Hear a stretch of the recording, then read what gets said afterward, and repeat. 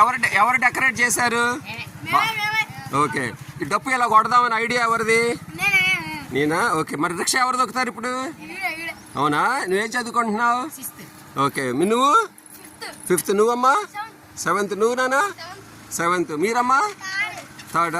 Okay. మీరందరూ ఏంటి brothers సిస్టర్సా? Okay. బాగా ఎంజాయ్ చేస్తున్నారా? ఓకే. మరి ఎంజాయ్ చేయండి. ఓకే. బాయ్ అమ్మా.